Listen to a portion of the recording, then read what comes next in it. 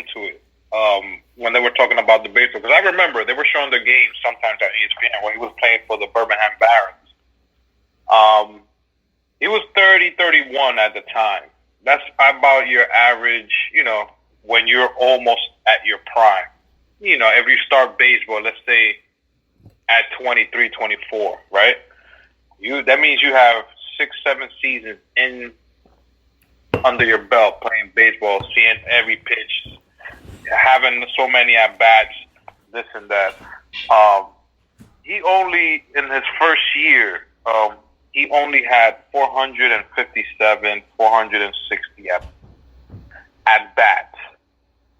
Actually, yeah, around the 430s. So that's not even that's not seeing a lot of baseball. I was watching a highlights. They never talked about when he first got into the minors. His first 13 games, he had a hit. He had a hitting streak. Yeah. So right off the bat, he went from playing basketball for 10 years to going straight to baseball. He had to retrain his body with his trainer. Had to take it out that basketball mode to turn it into baseball mode, which they were doing, right? The only minor leaguer that was making $2.3, almost $3 million because he was still under the Bulls contract. Because the owner of the Bulls was the owner of the White Sox. So he was still under that contract. So after 13 games of a hitting streak, the pitcher started going, okay, fastball, fastball, fastball. That's all he knows. Let's fuck him up. Let's throw curveballs. Let's throw sliders. Let's throw this. Something that he didn't know because he haven't played since high school. So they were saying, just imagine if with only 436 at-bats, right? And I have the stats here. He had, 51 RBIs, right? He had, out of those RB hits, he had 88 hits. 17 of them were like doubles. One of them was like a triple, 3 home runs, 51 RBIs, 30 stolen bases, bro. 30 stolen bases for a guy that's 31 years old, bro. Yo, to be honest, and I'm sorry to cut you off, I didn't know his stats were that good. I thought he did way worse. His stats are amazing. Yeah. No. It's because, you know why? They didn't show us his first 13 games with the hitting streak. They started showing us, Jordan struck out again. Jordan's this, that, because we're used to Jordan winning championships, so they had to bring him away to bring him back down to earth. You know what I'm saying? So that was fucking up his head. He was like, I got to do better. So that, like Milton said, he was in the batting cages. He was doing this. He was going more in. So they were saying, imagine if Jordan had 1,000 more at-bats. 1,000 more bats. That's maybe like one more season or two, right? He would have been not the greatest hitter or whatever, but he would have been in pace to at least know what a slider looks like, what a curveball looks like, what a changeup and all that shit. Because us right now, we won't know. All we know is, fastball, I could hit that and shit like that. But we won't know what a curveball looks like when it's coming down the fucking pipeline. So Jordan, for me, I think he did good with a minor league team. And we forget that the following season, when he went back to basketball, baseball had a strike, a lockout. That they were saying that they didn't want to, if the players didn't want to play, they were going to replace them with other players. And who you think was the first person they asked? Fucking Michael Jordan. They were going to bring him up to the White Sox. And he was like, out of respect to the real baseball players, I'm not going to do that. I can't do that to them because that's their craft. They put their life and sweat to it, not me. My thing was basketball, and that's when you saw him going back with B.J. Armstrong, shooting around and stuff like that.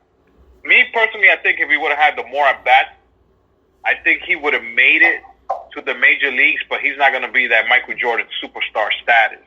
You know what I'm saying? Me, personally, I don't know what you guys think. I think he would have made it. I think his drive would have forced him, plus his name. They would have gave him a shot. I think he would have made it. I think he probably could have done something similar to... It would have took some time to like a Deion Sanders sort of kind of career. Not too many home runs, but he's going to steal bases, get hits, driving runs. But yeah, I think he could have made it to not even. I don't know who's Chicago's White Sox. Who like which players were on the team like at that during baseball? Like I don't know. Like you said, a tall guy. The only person I could think tall that was thing, but he was built was Frank Thomas. That Frank Thomas was like probably 6'6". But I don't know. Those are Frank Thomas years, Robin Ventura years. But I think if he would have stuck with him with baseball, he would have eventually made it. Some way, somehow, he would have had a chance. Of course, he's not gonna be Michael Jordan in baseball, but I think he would have made it. But knowing him and the drive that he's, I do not want to lose, and this is not in my blood. I got a feeling that once he would have got that taste of the Major League Baseball, he would have took it to another level. Only if it was like for 5 years, because I don't think, if you're 31, I don't think I could see him playing baseball to age of 38, 39. You know what I'm saying? And then we got to think about what positions he's going to play. Is he going to play first base? He was playing outfield, right? Yeah. He was playing outfield with the minor league team. But imagine when you come up to the majors, you're going to need that arm from outfield. You know what I'm saying? Like, me, I could see him maybe as a first base, third base type of guy. That's what I saw him as. But I think he would have done good in the Major League Baseball. Like, we would have saw good stats from him. Yeah, I think he would have, like I said before, I think he would have made it to the majors, but like you guys were saying, like I don't think he would have been the Michael Jordan of baseball. He just would have been a regular guy. Yeah. That's for sure. Definitely. Go ahead, Milton. Fire off any questions or any thoughts or... Yeah, that was all I had for episode 7. I could go to episode 8. So you know he was wearing number 45 because that was his high school number. Yeah. Oh yeah.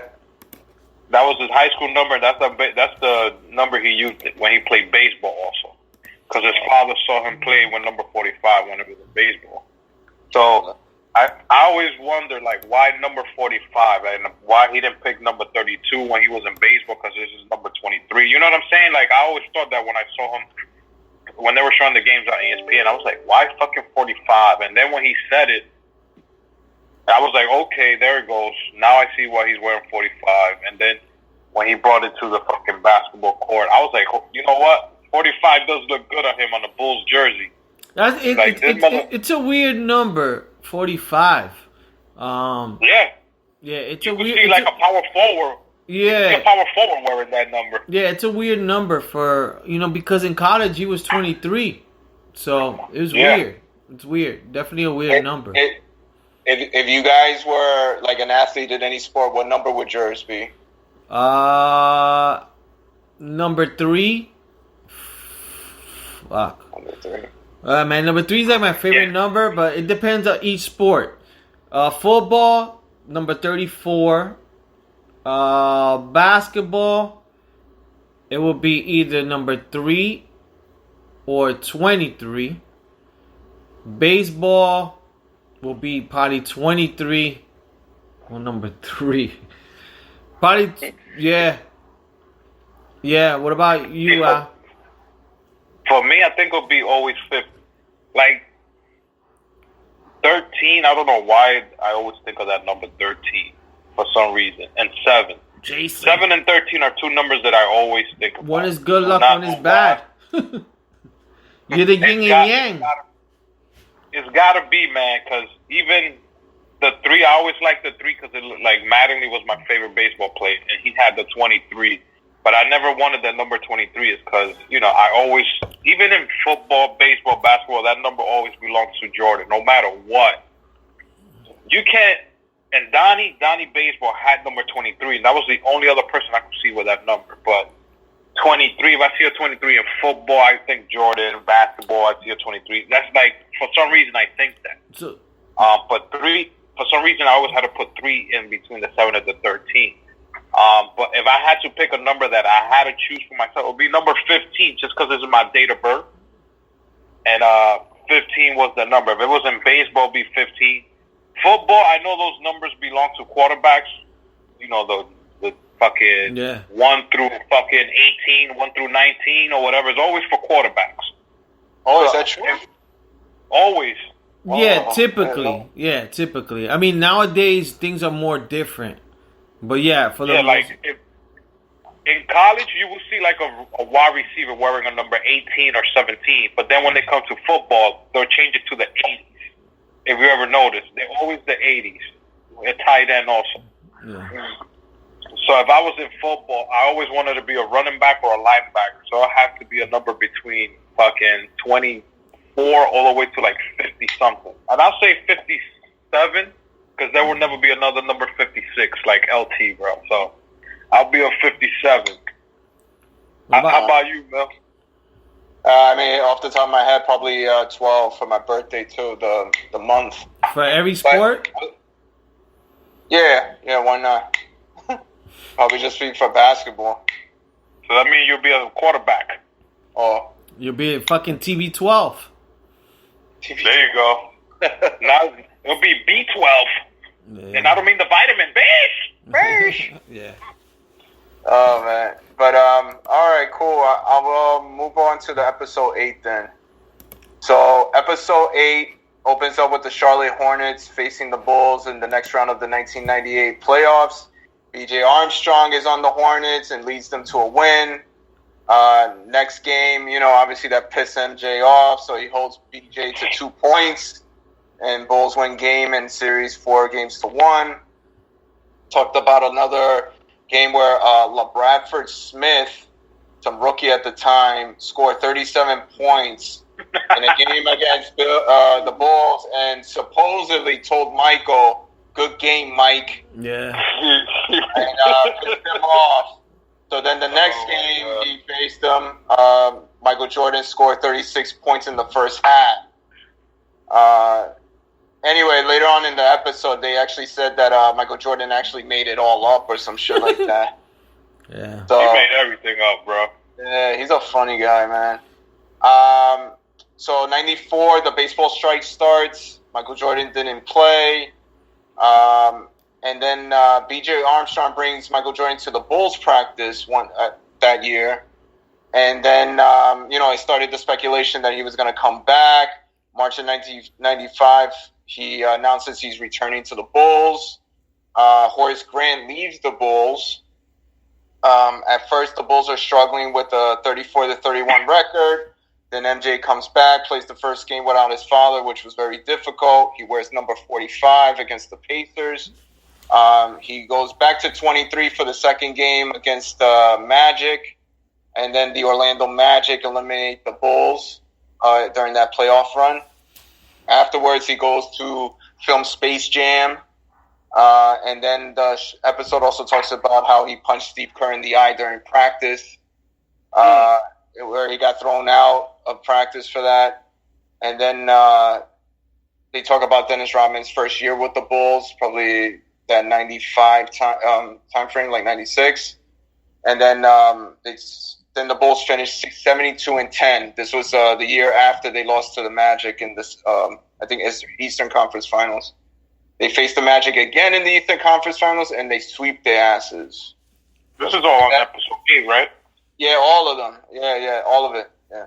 And then in the 96 Finals, they faced the Supersonics. And then another funny story is that George Karl, who was the coach of the Supersonics, supposedly walked past Michael Jordan at dinner without saying hi, which was a big mistake. And Michael Jordan said, "I got something for that motherfucker later." And then it talks about, Gary Payton is the famous, I guess, meme, right? So Gary Payton starts talking about how at a certain point in the series, because they were losing, he told the coach he was going to D up Michael Jordan. And he says that, I don't know if it would have changed the series, but if we would have done it earlier, maybe it would have made a difference. And Michael Jordan laughs his ass off while he's watching the video of the glove talking about it, saying that the glove, he didn't have a problem with the glove. Bulls I actually wanted the Seattle to win that fucking series. I don't know why. I guess it's their jersey, the green color they had, and Kemp. Kemp was like one of my favorite dunkers at that time. Yeah, he was dope. Yeah. The last note I got is the Bulls win the 4th championship and the first without his father around. So quick question for you guys, Yeah, and then a reminder for me. So on the last three, Pete, they faced